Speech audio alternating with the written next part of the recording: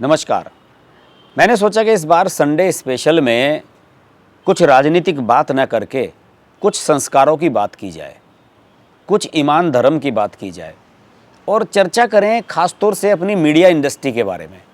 हम media industry से जुड़े हुए लोग हमेशा ये अपेक्षा करते हैं कि कोई भी पॉलिटिशियन, कोई भी राजनेता, अधिकारी वो इस तरीके से ईमानदारी से बिहेव करे जो ऐसा नज़र आए कि वो देश के लिए बढ़िया काम कर रहा है।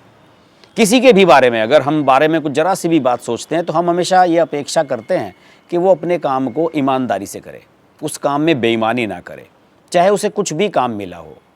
लेकिन जब हमारे अपने ऊपर बात आती है, अपने चाल चलन की बात आती है तो हम इन सब चीज़ों को भूल जाते हैं। इसलिए मुझे एक छोटा सा इंसिडेंट एक हाल ही में जो प्रकाश में आया है, हालांकि आप में से बहुत सारे लोग उसके बारे में जानते नहीं होंगे, उस इंसिडेंट के बारे में आज आपसे बात करना चाहूँगा। और संडे स्पेशल का दिन मैंने इसलिए चुना है क्योंकि इस दिन हम लीक से हटकर थोड़ा सा अलग मुद्दों पर चर्चा कर लेते हैं कभी कभी, और कभी कभी कुछ चीज़ें नॉन पॉलिटिकल भी हो जाती हैं। लेकिन मीडिया से जुड़ी हुई बात है तो इसका एक नॉन पॉलिटिकल एंगल और एक पॉलिटिकल एंगल दोनों ही होते हैं। लेकिन नॉन पॉलिटिकल जो एंगल है उस पर आज ज़्यादा फोकस करने की कोशिश करूँगा। देखिए, मीडिया वालों को ये हमेशा ध्यान रखना चाहिए कि सारी दुनिया की नज़र उनके ऊपर रहती है। सब लोग उन पर नज़र रखते हैं, उन पर निगरानी रखते हैं, उनकी एक एक गतिविधि पर नज़र रखी जाती है। और सोशल मीडिया के इस दौर में किसी भी पत्रकार से छोटी सी भी गलती होती है ना, उसको बड़ा हाईलाइट किया जाता है। इसलिए मुझे तो बड़ा विशेष तौर पर निजी रूप से हमेशा दुख होता है कि कोई भी पत्रकार, कोई भी मीडिया इंडस्ट्री से जुड़ा हुआ शख्स ऐसा कैसे कर सकता है। ऐसा ही एक वाक़या हुआ है नोएडा में। आप जानते होंगे कि नोएडा दिल्ली के पास एक शहर है जहाँ पर फिल्म सिटी है, बहुत सारे चैनल्स के स्टूडियोज़ हैं, वहाँ पर बहुत सारे आईटी कंपनीज़ के दफ्तर हैं और एक बड़ा हैपनिंग काइंड का सिटी है नोएडा। वहाँ पर आप जाएंगे तो आपको एक से एक चैनल के शानदार दफ्तर मिलेंगे और छोटे शहरों से आने वाला कोई भी आदमी, कोई भी इंसान, कोई भी युवा नोएडा की चकाचौंध में खो जाता है। बहुत कम लोग हैं जो अपने वजूद को, अपनी वैल्यूज़ को बचा पाते हैं। यही हुआ है एक ऐसी महिला पत्रकार के साथ जो एक छोटे से शहर से आती है और फिर अपना बड़ा नाम करने की कोशिश करती है दिल्ली, नोएडा जैसे मीडिया के सर्किल में, और फिर एक ऐसे मामले में फंस जाती है जिसमें वास्तव में उसने जो भी किया उसकी केवल आलोचना और निंदा ही की जा सकती है, किसी भी तरीके से उसे सराहा नहीं जा सकता। पहले मैं उनके बारे में आपको थोड़ा सा बताऊं, नाम आप खुद ही समझ जाएंगे, ज़्यादा ऐसी कोई खास प्रसिद्ध पत्रकार भी नहीं है। कुछ समय पहले आपको ध्यान होगा जब यूक्रेन और रूस की लड़ाई शुरू हुई थी तो रिपब्लिक टीवी का एक वीडियो वायरल हुआ था जिसमें एक महिला पत्रकार बड़ी उछल उछल कर रिपोर्टिंग कर रही थी। स्टूडियो में ही क्रोमा के माध्यम से ग्रीन रूम में एक सेट बनाया गया था और उसमें बड़ी उछल उछल कर वो रिपोर्टिंग कर रही थी। हमने भी वो वीडियो बड़ा देखा था और उसे देखकर बड़ी हंसी भी आ रही थी कि इस तरह से क्या कोई जर्नलिज्म कर सकता है। उस लड़की का नाम था साजिया निसार। साजिया निसार नाम की ये जो लड़की है, इसका ये प्रकरण है। और पहले जब ये रिपब्लिक टीवी में हुआ करती थी और उसका वो वीडियो वायरल हुआ तो संभवतः मुझे लगता है कि अर्नब गोस्वामी जो उसके संपादक हैं उन्होंने ही कह दिया होगा, भाई आप मुझे माफ़ करो, किसी और चैनल में अपना काम धाम देख लो। और उसके बाद लोकसभा चुनाव से पहले की बात है, एक नया चैनल लॉन्च हो रहा था, भारत 24। जगदीश चंद्रा जाने माने मीडिया इंडस्ट्री से जुड़े हुए शख्सियत हैं, जयपुर से आते हैं, ईटीवी में भी हुआ करते थे। ईटीवी में आपने देखा होगा बड़े बड़े नेताओं के इंटरव्यू लिया करते थे।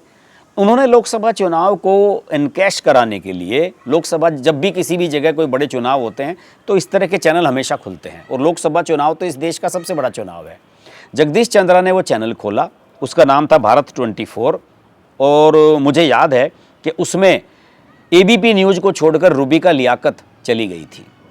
रूबिका लियाकत ने भारत 24 को ज्वाइन किया था और रूबिका लियाकत के भारत 24 से जुड़ने की जो खबर थी वो जगदीश चंद्रा और उनकी टीम ने श्रीनगर से ब्रेक की थी। मेरे ध्यान है श्रीनगर में एक छोटा सा कार्यक्रम आयोजित हुआ था और उसमें चैनल के ऐलान का भी फैसला किया गया था और साथ ही साथ भारत 24 चैनल में रूबिका जुड़ रही है इसका भी ऐलान कश्मीर से किया गया था। हालांकि ये बात और है कि इस चैनल के चलने के कुछ ही समय के बाद रूबिका लियाकत ने उसे छोड़कर 1-2 महीने 3 महीने शायद चुनाव ख़त्म हो गए थे या नहीं, आई डोंट नो, लेकिन चुनाव के एकदम बाद ही शायद या एकदम पहले ही रूबिका ने न्यूज़ 18 जो अंबानी का बड़ा ग्रुप है, नेटवर्क 18 का चैनल है, न्यूज़ चैनल है, न्यूज़ 18 को ज्वाइन कर लिया था।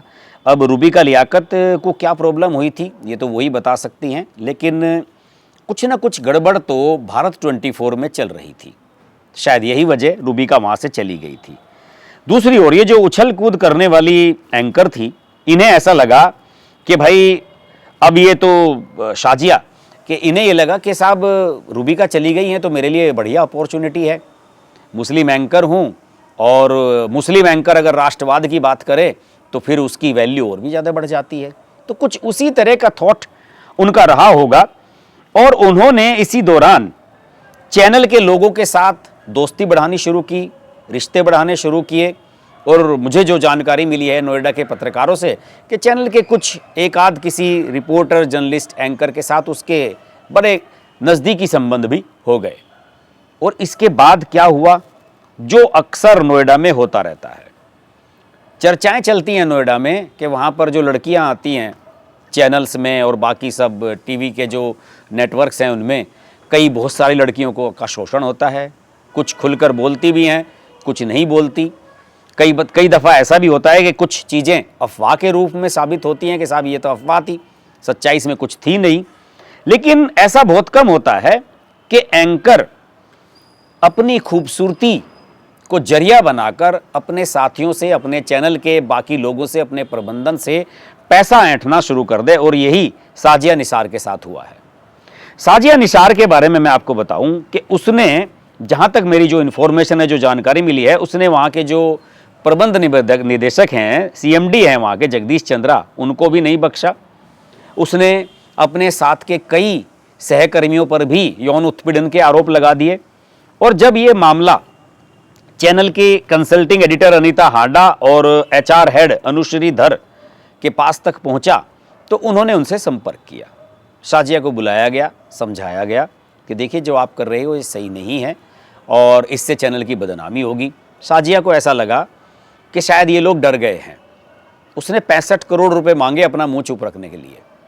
समझ रहे हैं आप, 65 करोड़ रुपए कि मैं चुप रहूंगी, चैनल की बदनामी नहीं होगी, चुपचाप सेटलमेंट कर लेंगे। चैनल के प्रबंधन ने, HR ने ये कहा कि भाई ये तो संभव नहीं है, ऐसा कैसे किया जा सकता है, और 65 करोड़ तो बहुत ज़्यादा डिमांड होती है।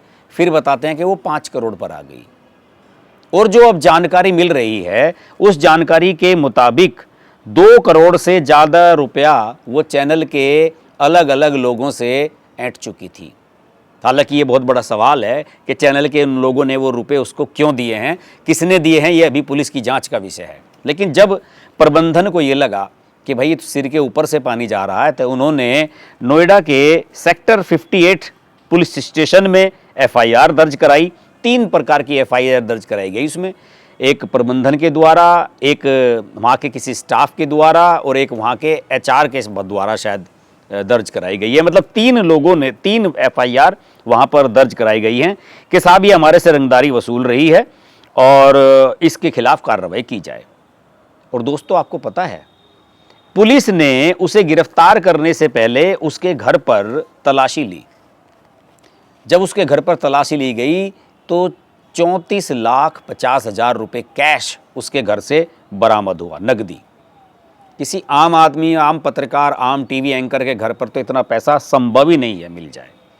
और जिन लोगों ने उस पर आरोप लगाए कि ये हमें ब्लैकमेल कर रही है, उन सब लोगों ने, चूंकि HR के पास मामला चला गया था और लगभग 2-3 महीने से ये किस्सा चल रहा था चैनल के भीतर, तो सब लोगों ने साजिया की ऑडियो, वीडियो, ये सब चीज़ें जो चैट्स वगैरह थी वो रिकॉर्ड करनी शुरू कर दी थी। और वो उनके पास बाकायदा प्रमाण के रूप में थी जो पुलिस को सौंपी गई। और पुलिस को उसके घर से मोबाइल, लैपटॉप, स्कॉर्पियो गाड़ी, ये सब भी मिली। यहां पर एक दिलचस्प बात और भी है। एक और शख्स का इसमें नाम आया जिसका नाम है आदर्श झा। अमर उजाला जाना माना अखबार है, उसका जो डिजिटल वाला प्लेटफॉर्म है उसमें एंकरिंग का काम ये लड़का करता है। और ये इसलिए गिरफ्तार किया गया कि इसके अकाउंट में जुलाई 2024 से जून 2025 के बीच में शाजिया ने 30 लाख रुपए ट्रांसफर किए हैं। तो इसका मतलब ये भी इसमें शामिल था। इसके पास से भी मोबाइल और बहुत सारी चीज़ें मिली हैं। दोनों को अरेस्ट किया गया है, कोर्ट में पेश किया गया है और पुलिस ने दोनों की 15 दिन की रिमांड ली है। ये रिमांड बढ़ाई भी जा सकती है। पुलिस का ये मानना है कि ये छोटा मोटा मामला नहीं है। अगर इनके अकाउंट में, शाजिया के अकाउंट में 2 करोड़ 26 लाख रुपए की पेमेंट मिली है तो वो ऐसे नहीं आ गई थी किसी एक शख्स ने दी हो सकता है कि इन लोगों ने कुछ और लोगों को भी ब्लैकमेल किया हो और इन्होंने अपना इसे धंधा बना रखा हो, या किसी एक रैकेट का ये लोग हिस्सा हो और उस रैकेट की एक कड़ी बनकर ये काम कर रहे हों। तो पुलिस इन सभी पहलुओं की जांच कर रही है और इस पहलुओं की जांच होने के बाद सच का सच सामने आ जाएगा। दोनों, आदर्श और शाजिया, दोनों की दोस्ती कैसे हुई मुझे नहीं पता। मैंने पूछने की कोशिश की कुछ पत्रकारों से तो उन्होंने बताया कि यहाँ वो अमर उजाला में काम करता था और ये भारत 24 में, लेकिन उससे पहले शायद किसी चैनल में, रिपब्लिक या किसी और चैनल में दोनों ने साथ काम किया था, तो तब से इनकी दोस्ती थी। और साथ ही साथ आदर्श झा के साथ काम करने वाले एक पत्रकार से मैंने बात की तो उसने बताया कि यार देखने में ऐसा लगता नहीं था ये लड़का कि इस तरह का ये काम कर रहा होगा। अब लेकिन सबूत मिले हैं, पुलिस के पास प्रमाण है, मामले की जांच चल रही है, तो निश्चित रूप से कुछ ना कुछ तो बात इसमें हुई होगी। तो दोस्तों, जगदीश चंद्रा अपने आप में एक बड़ी कंट्रोवर्शियल शख्सियत हैं मीडिया इंडस्ट्री की। उनका मैंने बयान कहीं पर ढूंढने की कोशिश की तो मुझे 2 लाइन मिली हैं। उन्होंने ये कहा है कि देखिए, कानून अपना काम कर रहा है और इसने कई और लोगों को भी ब्लैकमेल किया था और सब चीज़ों का खुलासा इसमें होना चाहिए। मेरा तो सबसे पहला सवाल यही है, एक फ़ोन मिला है इसके पास शाजिया के, 25 लाख का लिमिटेड एडिशन वाला आईफोन आता है, आपको याद होगा, जिसमें डायमंड लगे रहते हैं, बहुत कम लोगों को मिलता है। वो मिला है इसके पास से। विदेश से बिल्लियां मंगाती थी अपने लिए, खर्चे देखिए। और आदर्श और इसके साथ ये कई शहरों में घूमने के लिए गई। जयपुर में भी किसी होटल में ये ठहरे थे, वहाँ की CCTV फुटेज भी पुलिस ने बरामद की है और ये प्रमाण है कि दोनों साथ साथ घूमते थे। लेकिन मेरा जो सबसे बड़ा सवाल है आज के वीडियो में वो यही है कि 2 करोड़ 26 लाख रुपए से किसने दिए और उन लोगों ने क्यों दिए। मेरे ऊपर कोई अगर आरोप लगाए और झूठा आरोप लगाए तो मैं तो एक धेला भी नहीं दूंगा किसी को। जाओ तुम जिससे शिकायत करनी है कर दो, साबित करो इस बात को। लेकिन जिन लोगों ने से 2 करोड़ 26 लाख दिए, उन्होंने कुछ ना कुछ तो गलत इसके साथ निश्चित रूप से किया था। वो कहते हैं ना कि चोर की दाढ़ी में तिनका, आपको पकड़े जाने का डर है, इसलिए आप इस तरह की बात कर रहे हो। मीडिया इंडस्ट्री में इस तरह की बात मैंने पहली बार देखी है कि किसी लड़की ने इस तरह का आरोप लगाया और उसके बदले रंगदारी वसूली और इतनी बड़ी अमाउंट वसूली और इतनी बड़ी अमाउंट 65 करोड़ की मांग तक कर दी। ये कोई छोटा मोटा मामला नहीं है, ये पूरी मीडिया इंडस्ट्री को कटघरे में खड़े करने वाला मामला है। तमाम टीवी चैनल्स, वहाँ का जो इंटरनल सेटअप है, वहाँ की जो माहौल है वहाँ का, उन सब पर सवाल खड़े होते हैं इससे। मेरा मानना है कि इस मामले की गहराई तक जांच होनी चाहिए और जो भी लोग दोषी हों, भले ही वो चैनल में कितनी भी बड़ी पोस्ट पर हों, उन सब के खिलाफ सख्त से सख्त कार्रवाई होनी चाहिए। और मेरी तो इस मामले पर पूरी नज़र रहने वाली है, क्योंकि देखिए, मैं मीडिया इंडस्ट्री का बहुत सम्मान करता हूँ। मुझे आज जो भी कुछ मिला है मीडिया इंडस्ट्री से मिला है। मैं इस मीडिया इंडस्ट्री को सैल्यूट करता हूँ, प्रणाम करता हूँ। मेरा मानना है कि आज भी मीडिया इंडस्ट्री 90% ईमानदार है और अपने काम को, अपनी ड्यूटी को ईमानदारी से करती है और दर्शकों के प्रति अपनी जिम्मेदारी को सब लोग समझते हैं। दूसरे लोगों की तरह ही नहीं कि खाया कमाया और अपना उड़ा दिया। मीडिया इंडस्ट्री आज भी अपना काम जिम्मेदारी से कर रही है। हालांकि कुछ गद्दार टाइप के पत्रकार हैं यहाँ पर जो एक दूसरे को नाम देते हैं, किसी को गोदी मीडिया बताते हैं, किसी को दरबारी मीडिया बताते हैं, एक दूसरे को नाम देते हैं, एक दूसरे पर लांछन लगाते हैं। उसके बावजूद उन 10-15 लोगों को अगर आप छोड़ दिया जाए, मीडिया इंडस्ट्री में आज भी ऐसे लोगों की कमी नहीं है जो ईमानदारी से बढ़िया काम करते हैं, देश के लिए अच्छा काम करते हैं, देश के बारे में पॉजिटिव सोचते हैं और मीडिया इंडस्ट्री के बारे में पॉजिटिव सोचते हैं। तो इस मीडिया इंडस्ट्री को लांछन लगा देने वाला जो ये प्रकरण हुआ है, इसकी अपडेट्स आगे भी मैं किसी दिन आपको ज़रूर दूंगा। लेकिन कुल मिलाकर लब्बो लुबाब इस पर यही है कि जो युवा मीडिया इंडस्ट्री में आते हैं, उन सब से मेरी एक ही रिक्वेस्ट है कि मेहनत करें, फालतू के चक्करों में मत पड़ें, इस चमक दमक के पीछे मत भागें, यहाँ पर बहुत सारी चीज़ आपको बैठे बैठे मिल जाएंगी, लेकिन अगर आप सही मायने में पत्रकारिता करने के लिए आए हैं तो पत्रकारिता पर फोकस करें।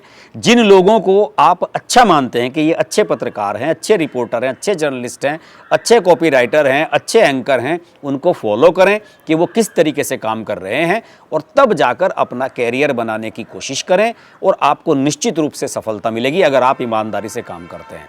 शाजिया और आदर्श की तरह कभी भी जीवन में शॉर्टकट मत ढूंढिए पैसा कमाने का। आज के वीडियो में इतना ही। वीडियो अच्छा लगे तो लाइक कीजिए, शेयर कीजिए, चैनल को सब्सक्राइब कीजिए, नोटिफिकेशन का बेल आइकन प्रेस कीजिए और जुड़े रहिए हमारे साथ। नमस्कार। अगर आपको हमारी वीडियो पसंद आई तो वीडियो को लाइक करें, चैनल को सब्सक्राइब करें और नोटिफिकेशंस के लिए बेल आइकन को प्रेस करें।